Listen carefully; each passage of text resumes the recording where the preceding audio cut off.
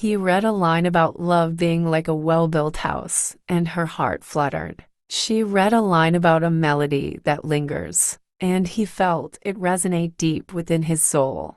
That single afternoon stretched into a series of days that bled into weeks. Their connection was not a roaring fire, but a steady, growing warmth. He took her to the half-constructed skeleton of a building he was designing, leading her to the very top floor. The city spread out before them like a blanket of stars. "This," he said, his hand gently holding hers, "is what my world looked like before you. Impressive, but empty. Now, it feels like it has a heart." She, in turn, invited him to a small recital. She played a piece she had composed, a song that started with a solitary, searching theme, which was then answered by a second, harmonious melody. The two themes wove together, dancing, supporting one another, until they became a single, breathtaking composition. When she finished, the small audience applauded,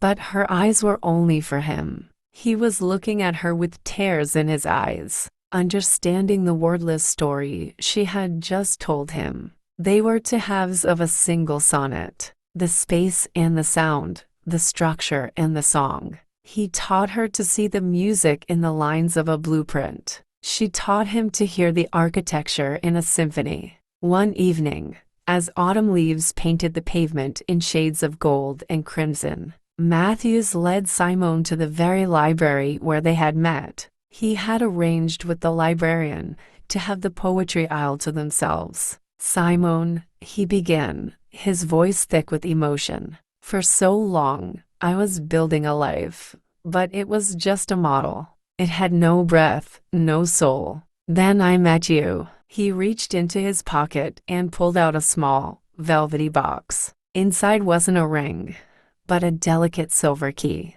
"This is a key to the first home I ever designed and built on my own. It's empty. It's waiting. It's my heart, made of wood and stone.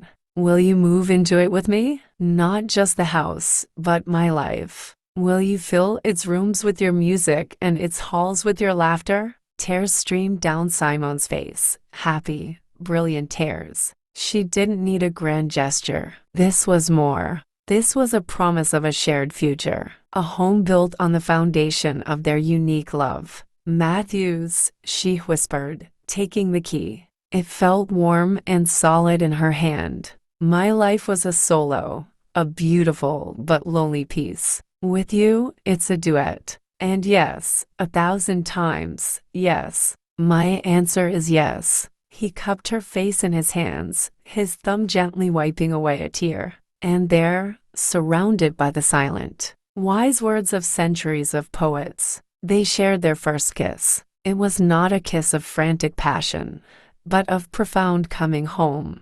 It was the perfect, final note to the solitary melodies they had been playing all their lives. The moment their two separate stories seamlessly, beautifully, became one.